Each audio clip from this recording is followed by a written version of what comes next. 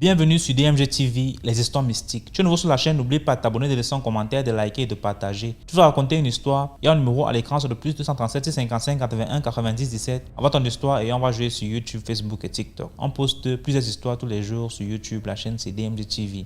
On a aussi une deuxième chaîne YouTube, on poste tous les 14 heures. La chaîne c'est DMG TV, histoire mystique exclusive. On a une chaîne Facebook DMG TV et TikTok DMG TV. D'ailleurs, les directs c'est sur TikTok les mercredis et vendredis à 20h00 heure du Cameroun. Donc, je t'invite à t'abonner sur toutes nos plateformes pour ne pas manquer les vidéos qu'on poste avec des histoires mystiques. Voilà. Donc, on va écouter aujourd'hui des histoires mystiques. S'il vous plaît, laissez un like. Ce qu'on fait, c'est pour sensibiliser. Et donc, première histoire. Alors, pour la petite histoire, à l'époque, je devais avoir environ 11 ans quand c'est arrivé. Donc, c'est quelque chose qui est arrivé à une personne que je considérais comme ma cousine, mais en fait, qui était ma tante. Parce que c'était clairement l'enfant de l'oncle à mon père. Donc, oncle à mon père, ça me fait mon grand-oncle. Donc, son enfant, c'est clairement ma tante, vu qu'elle était cousine à mon père. Mais comme on avait le même âge, pour moi, c'était ma cousine. On a toujours été copines, on faisait tout ensemble. Et elle est décédée à l'âge de 11 ans, d'une manière étrange. Mais ce qui m'avait marqué, c'est que le jour où elle est décédée, avant que la famille ne soit au courant, avant qu'on ait emmené son corps à la morgue, il s'est passé quelque chose d'étrange. Alors apparemment, dans cette nuit-là, elle dormait. Sa mère l'a entendue crier. Puis, il n'y a plus eu de bruit. Elle était en très bonne santé, il n'y avait rien de connu en tout cas. Hein. Elle a juste fait un cri. Sa mère s'est dit, bon, comme ça, elle ne crie plus. Sa mère a continué à dormir. Et le lendemain matin, elle a attendu que sa fille se lève pour aller à l'école. Elle ne la voyait pas. Elle a été voir dans la chambre. L'enfant ne respirait plus. Elle était décédée. Elle avait que 11 ans. Donc, c'était des cris, des pleurs et tout et tout.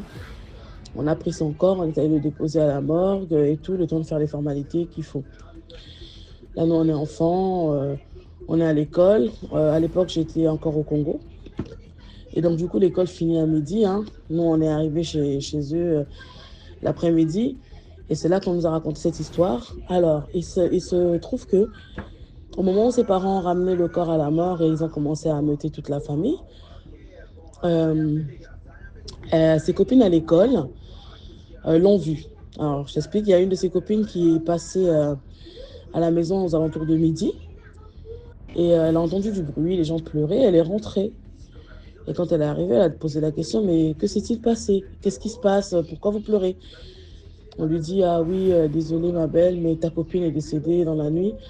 On a retrouvé son corps ce matin. Et la fille qui dit, comment ça décédée? Elle dit, oui, oui, oui, elle est décédée dans la nuit et tout. Donc on a trouvé son corps ce matin. On n'a pas encore informé tout le monde. Et la fille qui commence à trembler, et elle était en larmes, en panique. Elle dit, mais c'est pas possible, c'est pas possible. Elle était avec nous ce matin à l'école. Donc les parents disent, comment ça? Et la gamine commence à expliquer que pendant que c'était à l'école, à 10h à l'heure de la récré, donc ma cousine qui est décédée là, elle est arrivée. Elle est arrivée dans sa classe, elle a vu ses copains et ils lui ont dit, ah mais toi la retardataire, t'aimes trop ne pas aller à l'école. Chez nous au Congo on dit chauver l'école. Chauver l'école c'est quand tu sèches les cours, tu vois. Ah tu as chauvé l'école et tout machin. Et, euh, et la fille du coup elle leur dit, non non non, en fait j'étais un peu malade ce matin d'ailleurs. Je suis juste venue pour vous faire un coucou. Je vais devoir vous dire au revoir parce que je dois repartir. Et ses copains lui ont dit, mais toi, vraiment, t'aimes pas l'école, hein? Comment ça? Et elle était là, non, non, non, mais je vous assure, je suis juste venue vous faire un coucou, je voulais vous voir et tout. Mais là, je vais devoir vous dire au revoir. Donc, elle a papoté un peu avec ses amis. Toute sa classe l'a vue. Hein. Elle a rigolé avec eux pendant la récré. À la fin, elle leur a fait des bisous. Bon, au revoir, les amis. Hein, faut vraiment que j'y aille et tout. Au revoir.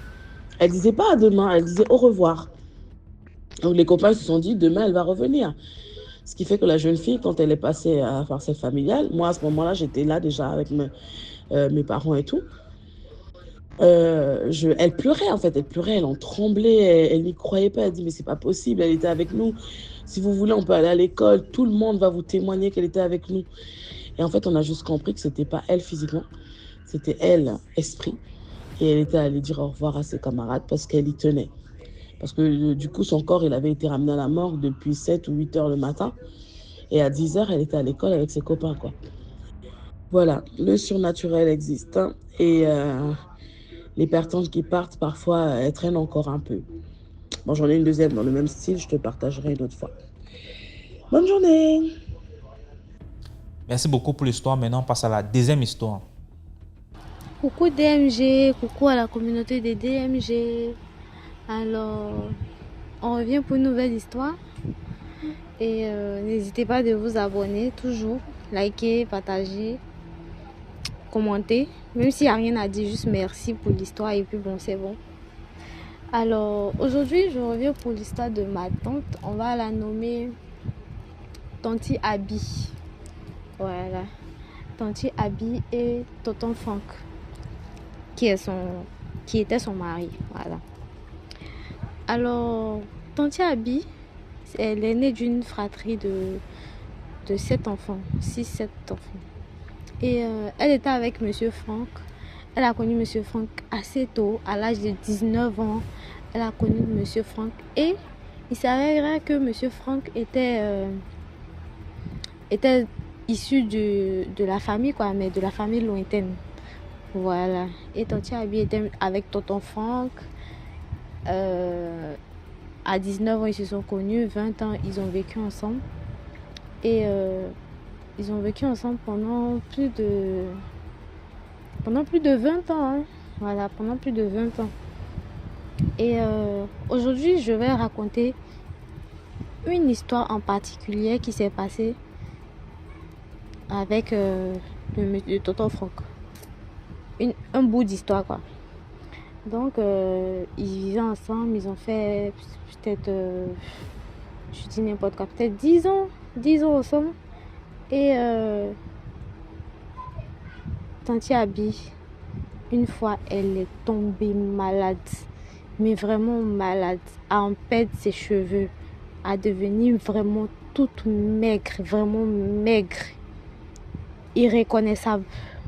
Et c'est dans cette optique que il se rendait à l'hôpital, il faisait des check-ups, des analyses et tout, mais il ne voyait absolument rien.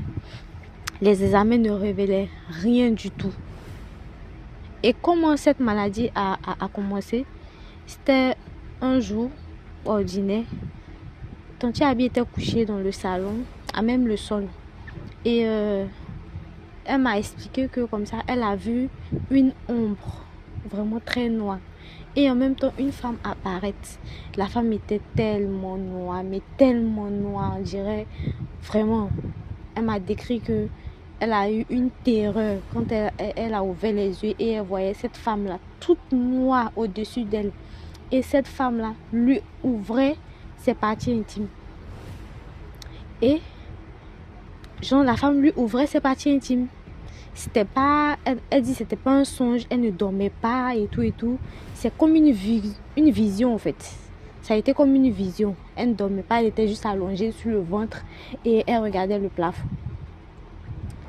C'est ainsi que après cette vision d'horreur, elle a crié et elle s'est relevée. Elle s'est assise. Elle n'a même pas eu le temps de s'asseoir en fait. Dès qu'elle s'est relevée, elle a couru, elle est sortie de la maison vraiment en 4-4-2 quoi. Elle est sortie en vitesse. Et c'est après ça, les jours qui ont suivi, Tanti Abby a commencé à se sentir mal. Elle avait vraiment des remontées de salive. Elle prenait une grande boîte dans laquelle elle crachait, excusez-moi pour le mot, mais elle crachait. Elle avait une salive vraiment débordante. Après ça, elle n'arrivait plus à manger, elle n'arrivait plus à avaler la nourriture, rien, même la bouillie, rien ne passait. C'est comme ça que tout naturellement, elle a maigri, elle a fané. Ses cheveux étaient devenus comme les cheveux d'un bébé, tellement lisses. Elle avait de beaux cheveux, de longs et beaux cheveux. Elle a perdu ses cheveux. Vraiment, elle est devenue vraiment laide. Et quand elle passait au quartier, les gens la regardaient et disaient « La femme, la maladie, ça là, c'est pas sûr qu'elle va s'en sortir à l'ivoirienne, quoi. Ah, la femme, la maladie, ça là, est-ce qu'elle va s'en sortir? Donc vraiment, les gens, ils étaient vraiment dépités. Sa famille dépitée. On partait partout, on faisait tout. Rien n'allait. C'est ainsi qu'une fois, Bon, son concubin, on l'a dit, tonton Franck. Tonton Franck a appelé les pasteurs. Les pasteurs sont venus à la maison. Ils ont prié. Et le pasteur principal a dit vraiment, ça là, c'est une histoire mystique. C'est vraiment une histoire mystique. C'est Dieu seulement qui peut l'attirer de là où elle est. Tonton Franck, il ne connaissait pas les gangas ni les marabouts. Ma tante aussi, elle ne pratiquait pas ça. Donc, une deuxième fois, ils ont fait venir un autre groupe de pasteurs. Ils ont prié. Il y a un des pasteurs parmi les pasteurs qui a dit vraiment, qui ne se connaissait pas, qui ne se connaissait ni d'Adam ni les deux pasteurs là. Ils étaient même de congrégations différentes. Et le deuxième, il a dit la même chose. Il a dit, écoutez, cette histoire-là, c'est pas clair. Il y a du mystique dedans. Il y a une main noire, il y a une main obscure. Mais vraiment, ça, on ne sait quoi faire. C'est Dieu seul qui peut la délivrer. Donc cette histoire-là, la tante Abi, elle ne faisait que prier, pleurer, implorer. On allait à l'hôpital, on ne voyait rien. On faisait des scanners, on ne voyait rien. Jusqu'à ce qu'un jour, ils aillent à l'hôpital et puis le médecin dit que j'ai comme l'impression qu'on a vu quelque chose. Il y a quelque chose dans la gorge et tout. Il y a des boules qu'on doit opérer. On doit faire une opération pour enlever. Mais vraiment, l'opération là, c'est tellement risqué et qu'elle risque de perdre la vie dedans si on essaye d'opérer. Tante Abi était tellement désespérée. Elle avait tellement mal. Elle dit franchement, je me confie à Dieu. Si on fait l'opération que je meurs, c'est la volonté de Dieu. Mais s'il y a une chance de me sauver, je suis croyante, je prie. Mais s'il y a une chance de me sauver, sachant que depuis le début, on ne voyait rien, si là, il y a quelque chose qui est apparu, moi, je suis partante. Donc, elle était partante. Alors, ils ont programmé la date de l'opération. Ils ont opéré. Et quand ils l'ont opéré, ils ont récupéré 2 grosses poules qui ont l'équivalent de 2 poignées de main, du genre de... Je sais pas comment je vais expliquer, mais c'était énorme. C'était énorme. C'est-à-dire que c'est le genre de boules qui sont comme des kisses qu'on peut enlever dans le ventre de la femme, en fait. Mais pas dans la gorge. C'était tellement énorme. Les médecins, ils étaient choqués. Ils disaient que, franchement, combien d'années d'expérience, ils n'avaient jamais vu ça. Ils n'avaient jamais vu ça auparavant. Et c'est ainsi qu'après ça, il y avait des analyses à faire sur la boule pour voir un peu, sur les 2 grosses boules là, pour voir un peu l'origine, si c'était, voilà, un peu c'était quoi. Et quand ils ont fait l'analyse, c'était rien. Ils n'ont même pas su comment expliquer. Comme Tata Abi est allée voir le médecin lui a dit franchement, le médecin on dirait c'est quelqu'un qui a un peu le 3e œil. Il lui a dit franchement, je ne saurais vous dire ce que vous avez et tout. Mais arriver à la maison, acheter un gros poulet et puis tuer le poulet, manger le poulet. Franchement, manger un gros poulet, vraiment un gros poulet. Parce que ça n'arrive pas toujours. C'est pas toujours que ça arrive et c'est pas toujours qu'on s'en sort de ce genre de choses. Et voilà. C'est ainsi que Tati Abi a retrouvé la santé et tout. Et quelques temps après, ils étaient allés voir une dame qui faisait des prières. Et tout. Pas charlatan, pas féticheuse et quoi. Qui faisait vraiment des prières, qui avait un don de vision, qui faisait des prières, qui priait pour les malades et tout. Et quand ils sont allés la voir, elle avait dit que oui, que vraiment... Toi, tu sors d'une maladie et tout. Et vraiment, c'était quelqu'un qui t'avait mis ça. Parce que, souvenez-vous, Tata Abi, elle était mariée avec... Elle n'était pas mariée, mais elle était la concubine de Monsieur Franck. Et Monsieur Franck, quand Tata Abi allait au travail, elle partait à son travail, il envoyait des filles, ses maîtresses, ses copines et tout. Toutes celles avec qui il sortait, il les envoyait jusqu'à chez lui à la maison, jusqu'à dans sa propre chambre. Donc il y en a une qui a jeté des gris-gris derrière le lit. Voilà, elle avait genre envoyé comme un esprit, comme une maladie, elle avait lancé un sort à Tata Abi. Et c'est ça qui lui a donné toute cette maladie et tout et tout. Donc, comme quoi, dans la vie, franchement, on va pas finir de tirer des leçons de certaines histoires, quoi. Voilà. Les hommes, toi, tu trompes ta concubine, ta femme ou je ne sais quoi, jusqu'à emmener les gens avec qui tu la trompes jusqu'à votre propre maison, votre propre domicile, sur vos propres lits où vous vous couchez. Et plusieurs fois, Tata Abiel l'avait attrapé en flagrant délit. Il sautait avec un peu tout le monde. Elle attrapait, mais elle est jamais partie. Elle est jamais partie. Et voilà qu'une personne a tenté à sa vie. À cause de quoi? Au nom du foyer. Au nom de je veux me marier. Au nom de je veux un homme à mes côtés. Et après 20 ans de vie commune, finalement, ils se sont laissés. Ils ne sont même pas restés ensemble. Il est allé marier une autre femme qui lui a fait, qui continue de lui faire vivre vraiment une misère pas possible. Mais ça, je pense que je vais vous en parler dans une prochaine histoire. Ce sera encore mieux. Allez, n'hésitez pas. Abonnez-vous, partagez, commentez. Allez, bye bye. Merci beaucoup pour l'histoire. Maintenant, on passe à la troisième histoire. Commentez, likez, partagez. Bonjour DMJ et bonjour la famille DMJ. J'espère que vous allez tous bien, par la grâce de Dieu. Voilà, moi je suis une femme ivoirienne vivant au Mali. J'ai une histoire à raconter qui concerne ma propre vie et vraiment celle de ma fille, mon aînée. En fait, c'est une histoire qui s'est passée, disons en 2023, 2024. C'était un moment où je m'étais nouvellement convertie au christianisme. Donc, je marchais un peu avec le Christ parce que je ne croyais pas vraiment aux choses spirituelles. Mais par les enseignements et tout, j'ai compris que le spirituel vraiment dominait et existait.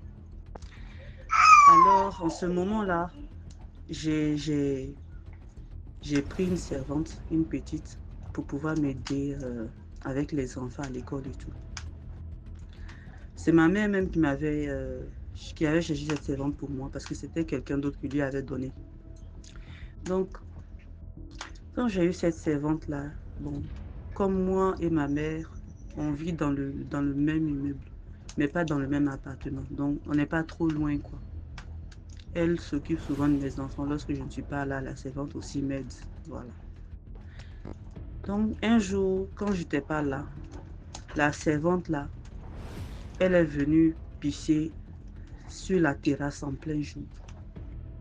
Donc, quand ma mère a vu ça, là, elle a crié. Elle dit, c'est quoi ça? Toi, tu es sorcière, patati patata. Bon, moi, je n'ai pas trop pris ça en compte. Bon, j'ai essayé de minimiser, banaliser l'affaire. Donc, ma mère a laissé, quoi. Mais ça trouvait que je vendais des bonbons, des chocolats à la porte. Voilà, donc si elle n'a rien à faire, elle va vendre ces trucs-là à la porte. Mais j'ai constaté que mes choses-là, mes bonbons et trucs-là finissaient vite et l'argent ne rentrait pas. Donc, j'ai cru que c'était mes enfants. Pourtant, mes enfants ne sont pas habitués à voler, à faire ces choses-là. Mais bon, je ne sais pas. Les enfants peuvent changer à tout moment. Donc, je grondais mes enfants. Elle-même, elle venait pour mentir sur mes enfants que c'est elle qui a fait ça. Donc, j'avais une confiance. Je sais pas, la fille a réussi à avoir ma confiance, quoi. Tout ce qu'elle disait, je croyais en ça.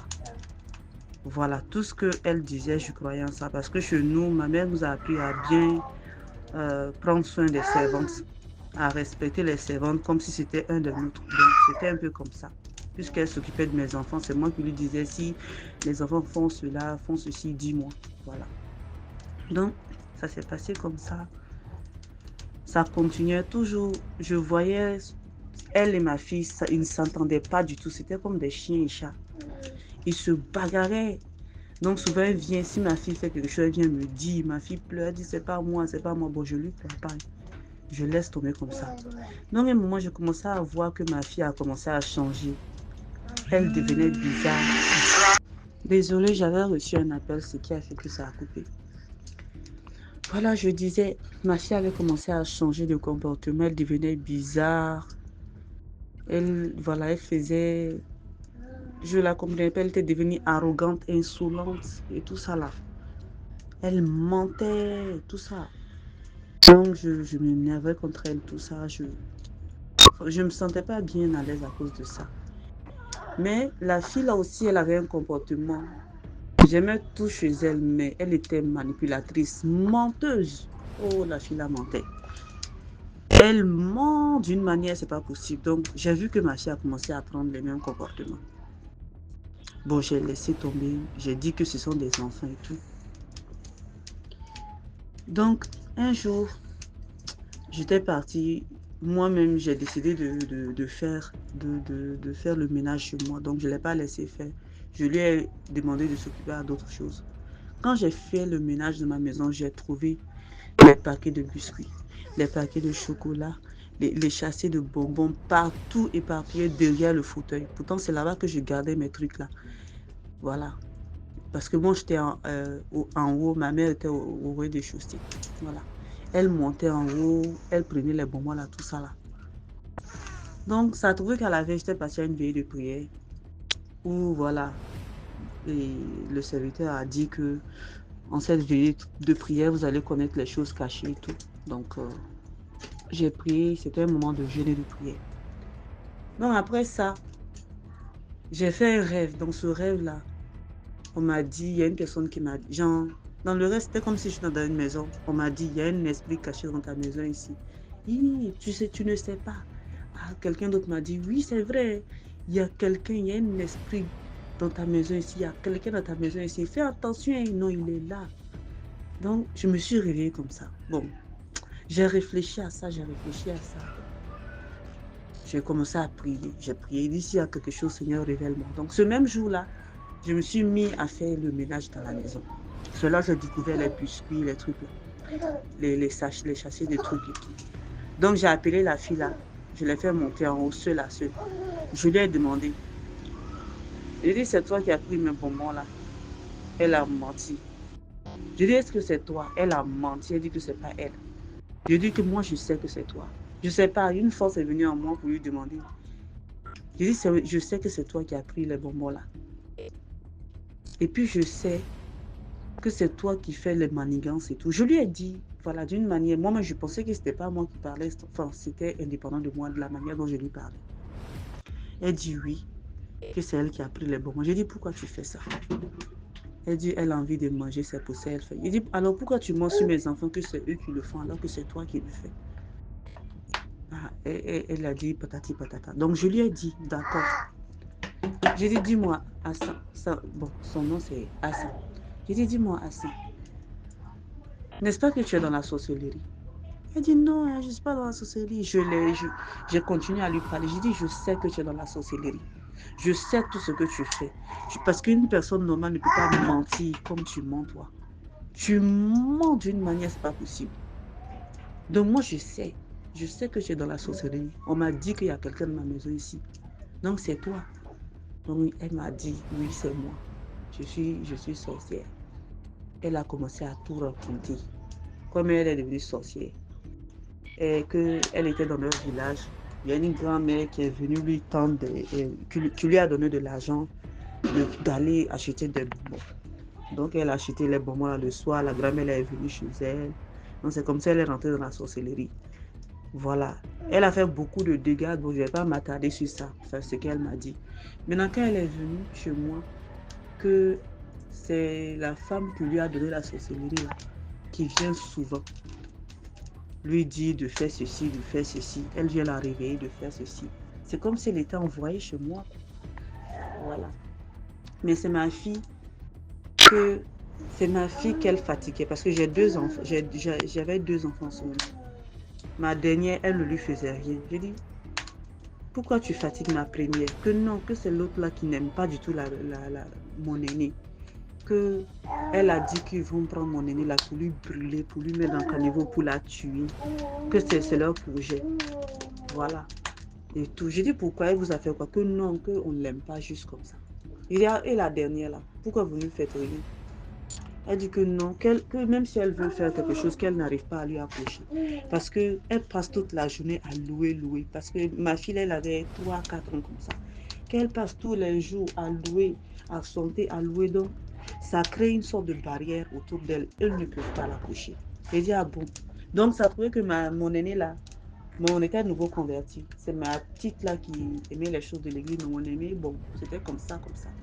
Elle n'était pas trop dans ces trucs. Donc, elle ne faisait rien, elle ne priait pas, rien du tout. Mais la petite dernière, elle louait quand même. Donc, c'est à cause de ça, elle n'arrivait pas à la couche. Donc, on a continué comme ça. Elle m'a dit beaucoup de choses, comment ils vont, comment ils viennent, leur avion.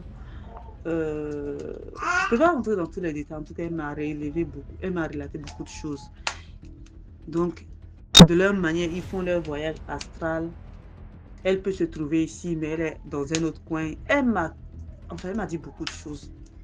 Donc, j'ai appelé un frère à l'église, je lui ai expliqué la situation. Le frère m'a dit que si je peux, dans mon cœur, de la garder, que je la garde. Mais si je peux pas, que de la laisser partir. Mais que si je la garde, que de la mener à l'église pour qu'on prie pour elle et tout. Bon, moi, avec ce cœur de j'aime tous les enfants, j'ai laissé faire. Je me suis dit que c'est pas de sa faute et tout. Donc, j'ai continué comme ça. Je l'ai amenée à l'église. On a prié. Mon frère, j'avais un frère, lui, il ne voulait pas prier pour elle parce qu'il dit qu'il n'est pas sûr qu'elle va abandonner. Parce que lorsque quelqu'un ne veut pas abandonner, ça ne sert à rien de prier pour elle. Mais qu'il a prié pour ma fille, en fait, que ma fille soit protégée. Donc, en ce moment, après ça, ma fille a commencé à faire des cauchemars. Quand elle fait des cauchemars, elle crie, elle dit que quelqu'un est venu la chercher, Donc, je me lève, j'essaie de... Voilà, je pensais que c'était juste des simples cauchemars des enfants. Elle a fait ce genre de cauchemar-là 3 fois. Donc, comme si quelqu'un venait la chercher et tout. Qu'elle avait peur. Donc, je faisais des simples prières, je laissais comme ça. Donc, après un moment, ça continue avec le comportement de ma fille, ça continuait tout le temps. Pendant ce temps, j'avais foi que la fille allait arrêter ces trucs. Mais j'avais une soeur en plus. Bon, on était comme des amis, mais on s'est connus en Christ, quoi. Puisque nous sommes 2 musulmans convertis, donc on se soutenait les coudes. Parce qu'au Mali, si être converti, être chrétien, c'est pas du tout facile. Voilà, donc on se soutenait tout le temps. J'étais toujours avec elle. C'est elle qui m'a dit qu'elle n'a pas confiance en ma servante là. Elle n'a pas laissé ses anciennes habitudes. Que lorsque une personne est vraiment réellement convertie, qu'elle change de vie, elle arrête de mentir, tout ça. Que même ma servante là n'a pas changé. Ah, je dis d'accord. J'essayais de lui dire non, il faut laisser. J'ai la foi qu'elle a changé, laisse. Donc j'ai laissé comme ça.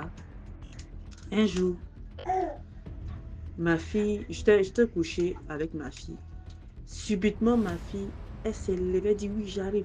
Genre, comme, je ne sais pas comment expliquer, en tout cas, elle dormait en même temps, mais elle s'est réveillée, oui, j'arrive tout de suite, j'arrive tout de suite.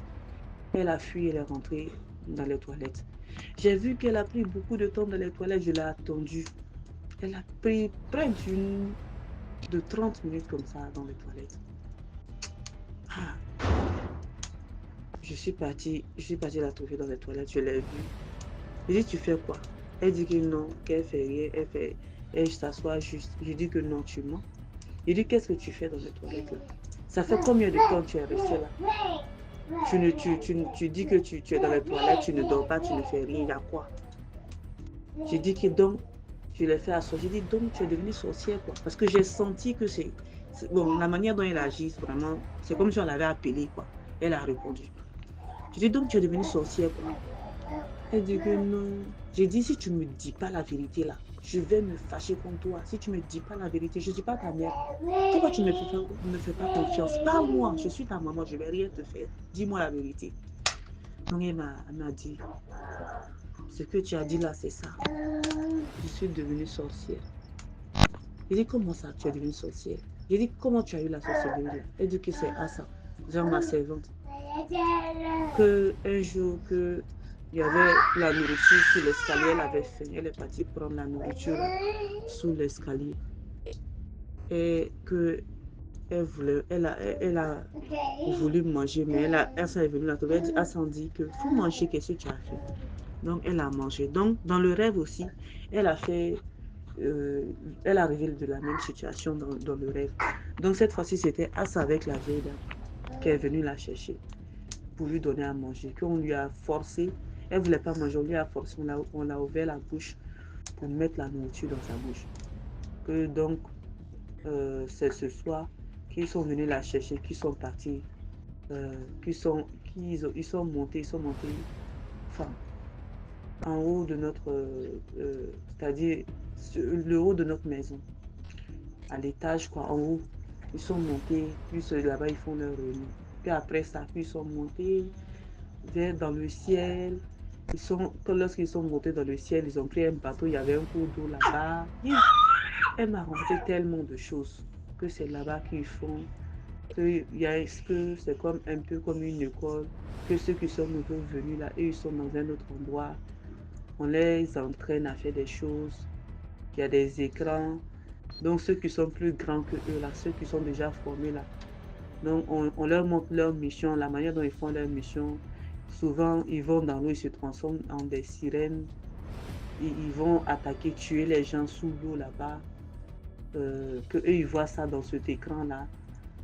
Et tout. Donc, on leur demande d'envoyer des membres de leur famille. Que d'autres envoient. Que ceux qui refusent d'envoyer là, qu'on les tue pour leur montrer que tu as vu, non? Que tu as vu ça, je vais te montrer ça. Si tu refuses de m'envoyer tes personnes, je vais te montrer ça et tout. Voilà quoi. Donc, elle trouvait qu'au début, elle trouvait ça intéressant. Ils avaient des pouvoirs, des armes. Ils jouaient ensemble là-bas. Que c'était intéressant. On les envoyait souvent dans les missions avec les autres pour qu'ils voient comment ça se passe. Genre, les former à comment tuer, à comment faire des incantations, à comment maudire et tout. Franchement, tellement d'histoires de ce qu'elle m'a dit. Je ne pourrais pas tout raconter ici. Vraiment, le monde de la sorcellerie, vraiment, c'est un autre niveau. C'est plus que la technologie, quoi. Vraiment, plus que la technologie. Donc, alors, maintenant, la servante, là, je lui ai conforté. Je lui ai montré que ma fille m'a tout dit et tout. Et au début, elle a commencé à nier, elle dit que non, qu'elle ne sait pas qu'elle est dans ce sorcellerie. Tu vois, il nie tout le temps, quoi. Il nie vraiment, non. Quand tu vois un vrai menteur, là, ah, quelqu'un qui ment, qui n'a pas peur de mentir, fais attention. Il a un esprit de sorcellerie, franchement. Non, c'était incroyable la façon d'elle mentait. Genre, elle voit la vérité en face, elle se défend toujours, quoi. Au début, elle a dit que non, c'est pas elle. Ma fille n'est pas dans sa sorcellerie. Genre pour cacher le truc, quoi. Donc ma fille, je l'ai fait venir en face. Elle dit oui. Je dis, dis-lui, n'aie pas peur. Dis-lui que oui. C'est elle qui t'a. Dis-lui que tu m'as tout dit, quoi. Ma fille commençait à dire en face. Je dis, n'aie pas peur. Je dis, Jésus est avec nous. N'aie pas peur, je suis ta mère. Je ne vais pas t'abandonner. Je serai toujours avec toi, même si tu es comme ça. Donc, je lui ai un peu donné du courage. Ma fille a vraiment tout dit. Donc, c'est là la fille aussi a commencé à un peu parler là. Donc, j'ai décidé maintenant.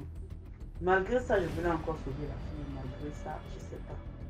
Je sais pas, j'avais quoi encore. Malgré ça, elle me faisait de la peine.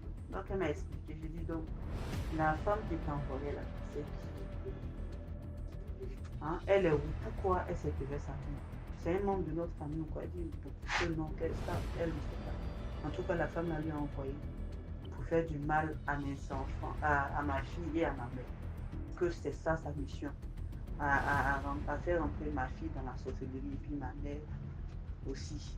Parce que, je dis pourquoi? Parce que ma mère, elle prie beaucoup, elle est méchante contre eux. Donc c'est pour ça ils ont fait ça. Que c'est pour ça ils sont venus pour lui faire du mal et tout. Voilà, bon. Franchement, cette histoire m'a tellement bouleversée. J'ai failli perdre la foi tellement que je ne savais plus quoi faire. Ma fille, mon unique fille, vraiment. Non, ma première fille, quoi. Vraiment, celle que j'aime le plus. Non, j'étais vraiment dépassée en ce moment. J'étais bouleversée, mais par la grâce de Dieu, vraiment. Dieu s'est révélé à nous et il a libéré ma fille, délivré ma fille, franchement. Et toutes ces choses qu'elle faisait, elle a commencé à arrêter ça petit à petit. Donc depuis là, c'est ma fille même qui m'a dit, maman, s'il te plaît, il faut renvoyer la fille là, je ne veux plus la voir. Donc, je été obligée de la renvoyer. Je ne sais pas ce qui me retenait à la retenir. Je ne sais pas pourquoi je la retenais toujours. Franchement, je ne comprenais pas. Tout le monde me dit, mais relâche-la.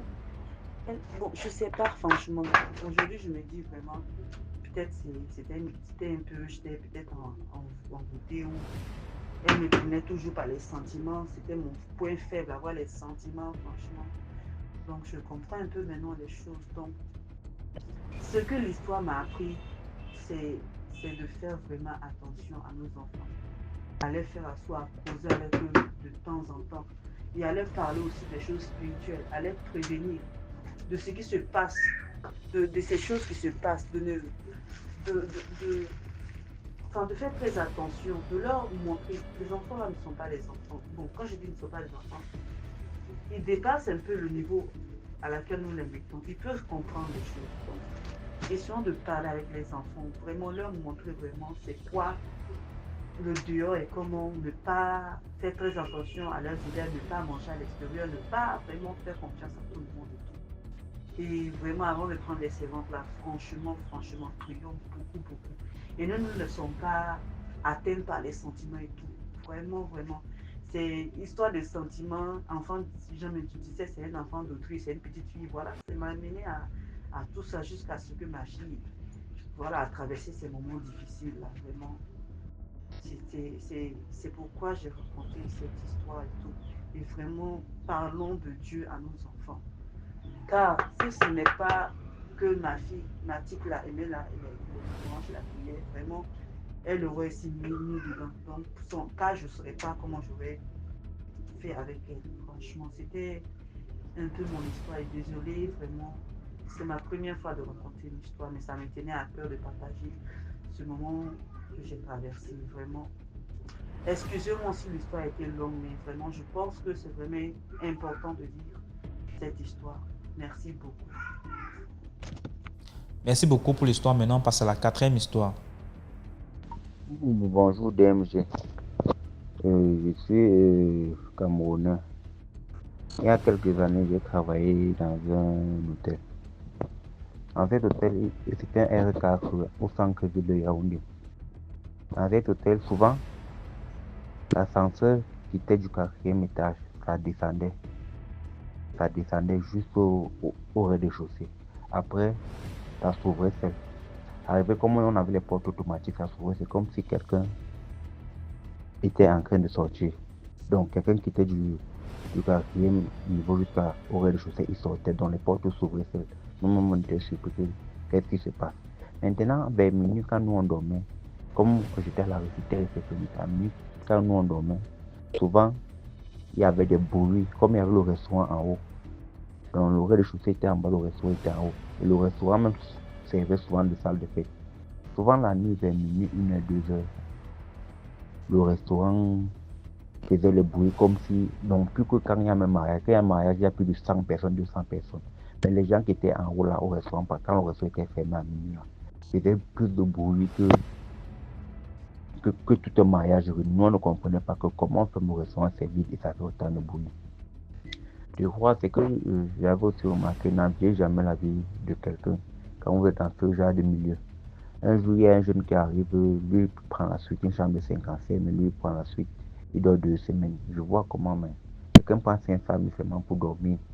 Comment? Un jour, je lui demande que mon frère, moi, je suis fatigué de la galère que je vis ici. Si possible, mon frère, mais moi, comme c'était un jeu de même quand je que moi, si possible, mets-moi dans ton couloir. Là où dans les blagues, il me dit, est-ce que je peux couper les têtes des gens? J'ai dit que non, mon père, c'est ça, la condition pour devenir riche, c'est bon, il ne veut pas. Il a dit que non, je blaguais, mais sa manière, son visage avait changé. Dès bientôt, il m'a dit ça. Maintenant, une femme de chambre le voit un jour sortir de la suite et lui demande que gars, boss, il n'y a rien. Le gars dit que si tu veux que je te donne quelque chose, apporte-moi les serviettes des clients. Que les clients utilisent. Quand vous partez dans une chambre d'hôtel, partez avec eux. serviettes. N'utilisez pas les chambres d'hôtel. Partagez vos serviettes. Si vous pouvez me regarder sous les lits, vous ne savez pas ce qui se passe. Parce qu'il y a d'autres clients qui viennent qui compliquent la chambre. Tout ce qui se passe là, ou qui vendent même les préservatifs que vous utilisez, vous prenez ça, vous sortez, vous partez jeter ailleurs, ou vous tirez. Un jour maintenant, j'arrive à l'hôtel vers 21h, je prenais service pour dormir jusqu'au matin à 7h. J'arrive, le jour là, avait bu les vodka avant d'arriver, ce qui faisait que le sommeil était difficile à arriver. J'arrive comme ça là, un client m'appelle au quatrième. Il me dit qu'il vient arranger sa crime. C'est là où je le remarque, parce qu'il avait payé une standard, une chambre de 28 000. Il me dit que vient arranger la crime, il vient arranger la crime. Après, il part chercher une jeune fille là vers 23h. Vers 23h du mois dans la chambre. Le jour là, j'ai passé toute la nuit, là, j'ai passé toute la nuit, donc il n'est pas sorti. Maintenant, vers midi, le service des chambres m'appelle, il me demande que quelqu'un est entré dans la chambre ici. Je dis oui. Pourquoi ce n'est pas gâté? C'est comme si le client, il était ancré dans la chambre avec la fille, il a disparu avec la fille. Parce que quand une chambre est gâtée et on réarrange, ça se fait. Quand une chambre est gâtée, on réarrange, ça se fait. Mais la personne n'a même pas utilisé ni les chaises ni le gras. La petite fille, la jeune fille est partie où? Elle a disparu. Je ne sais pas comment ça se passe. D'ailleurs, quand vous marchez, il faut être prudent. La personne qui a fait disparaître la fille est une simple personne. La fille là n'était pas une belle fille que tu as dit belle, elle était une femme normale, pas trop propre, c'était une fille standard aussi. Mais c'est comme si elle avait une étoile, mais le gars a disparu avec elle. Souvent, vous allez chercher quelqu'un, elle a disparu, vous ne savez pas dans quel domaine elle a disparu, pour être là qui m'a fait non. Il y a le domaine spirituel, là où elle peut aller travailler dans un autre pays. Merci. Publiez, likez, partagez. Merci beaucoup pour l'histoire. Maintenant, on passe à la 5e histoire. Likez, s'il vous plaît. Allô, bonjour et bonsoir à la grande famille DMG, à DMG lui-même. Et encore une fois, bonne année. Et tant qu'on est en janvier, on peut toujours souhaiter nos bonnes années à toute la grande famille. Et vous savez déjà, c'est la routine. Partagez, commentez, likez. Et écoutons attentivement et ne manquez jamais d'écouter toutes les histoires que certains parmi nous prennent la force, le courage de raconter. Ah, cela peut nous servir des conseils, afin d'éviter beaucoup de pièges qui sont dans la vie. Alors, je me lance. Aujourd'hui, l'histoire que je vais raconter est une histoire qui s'est passée devant moi. Voilà. Je vais l'intituler La plante mystique. Exactement. Vous savez, quand je disais on était encore dans la fleur de l'âge religieuse, voilà. Et on avait une grande sœur dans l'église du nom de Louise, rebaptisée Rebecca. Rebecca fut enceinte. Et à la suite de cette grossesse, elle était à terme. Et il y a eu une complication. Et là où on était, c'était difficile d'aller à l'hôpital parce que faire déplacer le véhicule. D'abord, il faut aller envoyer quelqu'un courir, aller sur la route qui est très loin, prendre les taxis brousses là, d'abord qu'il accepte de passer là, ensuite la charger ou la prendre et l'emmener à l'hôpital. Donc, généralement, elle avait pris l'habitude, Rebecca, d'accoucher parce qu'elle n'était pas à son premier accouchement. Elle avait déjà 2 enfants. Et ça, c'était le 3e. Mais il se trouve que elle avait des contractions depuis le matin, mais elle n'arrivait pas à faire descendre l'enfant. À tel enseigne que ça commençait à la fatiguer. Elle avait même cassé les os. Je ne sais pas si c'est dans ce texte, si c'est ce qu'on dit dans ce thème-là. Elle avait perdu les os, voilà. Elle avait perdu les os. Excusez-moi, je suis en train de me blesser. Et donc, la maman de la maison, qui était sa sœur, était dans tous ses états. Le père spirituel, qui était mon ex-père spirituel, qui est dans sa fougue, comme je vous avais dit, avait fait toutes les prières et il continue à en faire d'après.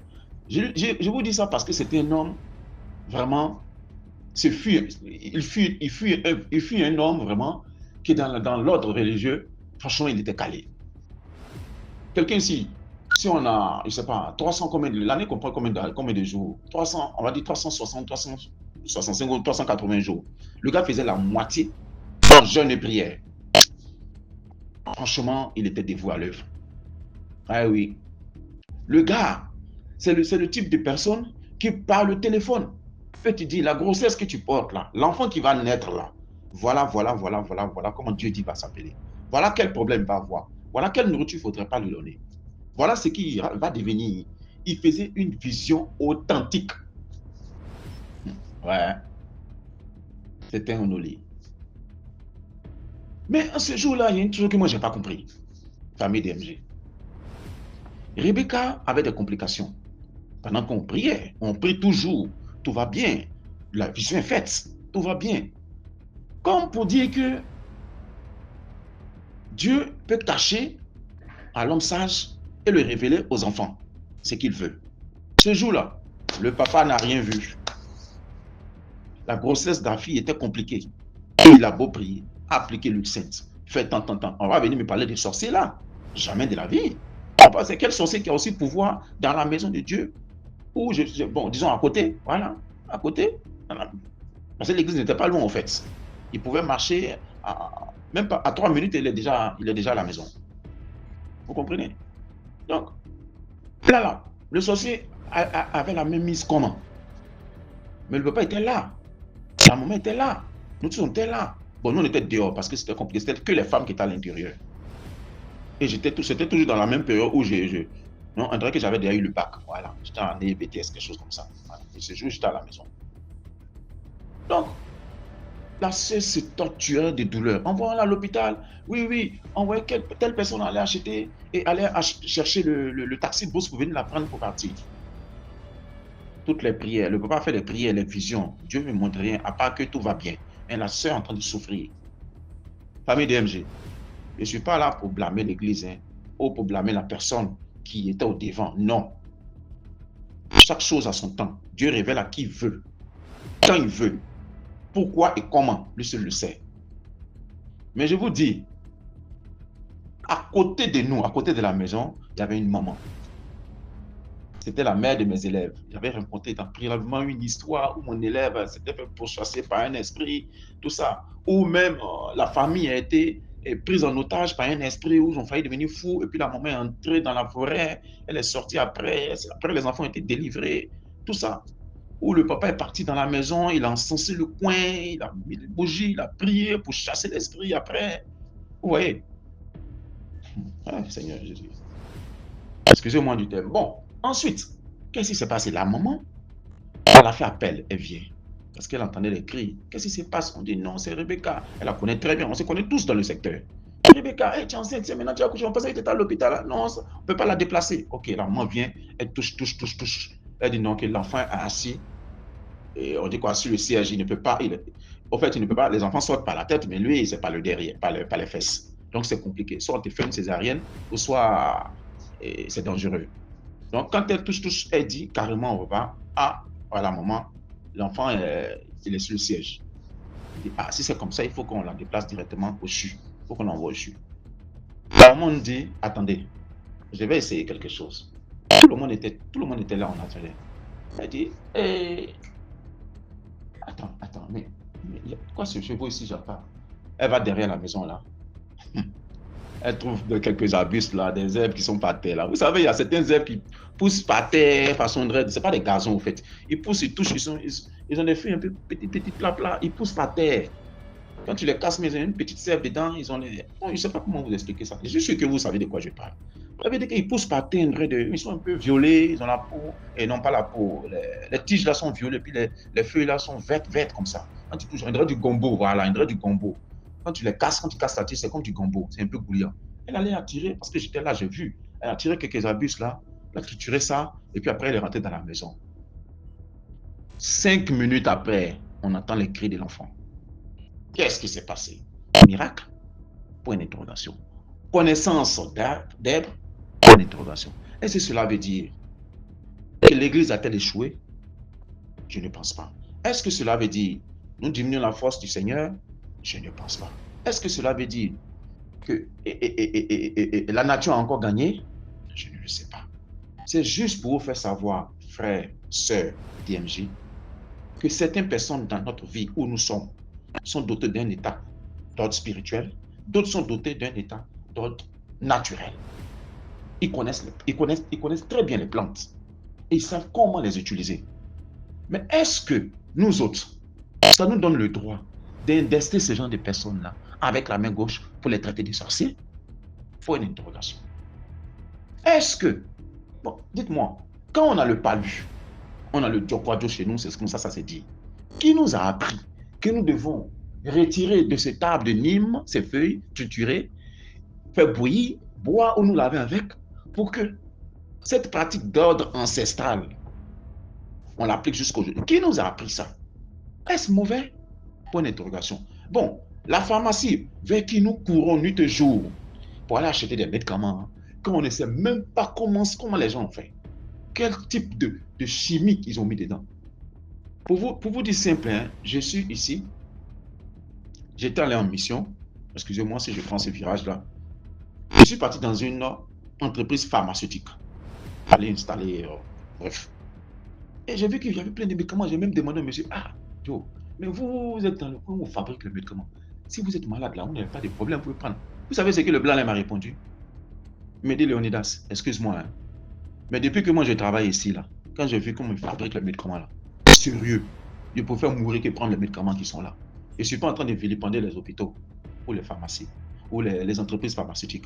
Mais je suis en train de vous dire que nous, Africains, qui avons chez nous les plantes, la nature, dans sa force et sa puissance que Dieu a mis, pour que nous puissions nous entraider, nous rejetons cela et nous achetons des médicaments que nous ne savons même pas comment cela a été confectionné. Voyez un cas simple. Ou quand nous devenons chrétiens, nous vilipendons directement la nature. Vous comprenez? Même Jésus, même dans la Bible, on dit Jésus est né dans la crèche. C'est dans une crèche, ils ont mis les pailles, c'est la nature, hein? C'est les plantes. Dieu a choisi cela, pourquoi? Bon, même si vous partez chez les musulmans, il y a aussi quelque chose. Donc, je tenais à attirer l'attention, comment on va dire quoi?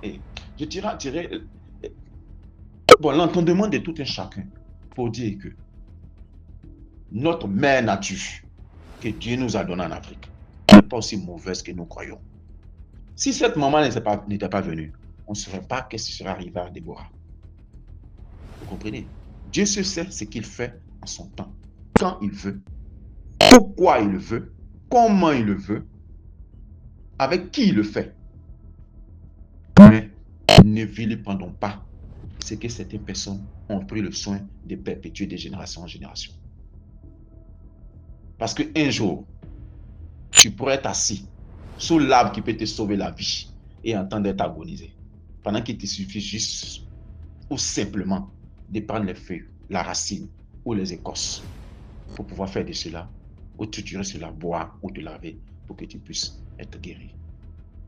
Cette parole qu'a dit un jour tonton Alex, ça m'a touché. Jusqu'à aujourd'hui. À bon entendeur, salut, c'était Léonidas.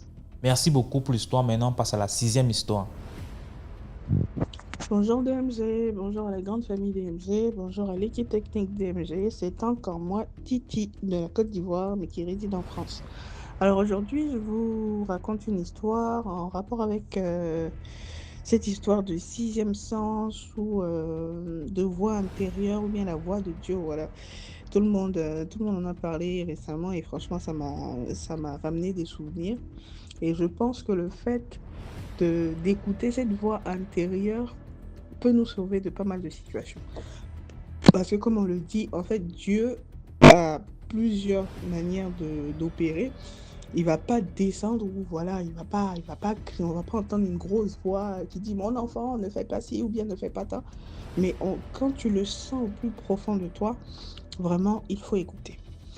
Alors, la première fois que j'ai été sauvée, on va dire, par cette voix intérieure, c'était en Côte d'Ivoire. J'habitais encore en Côte d'Ivoire avec ma maman. On habitait à Port-Bouin, à côté du phare.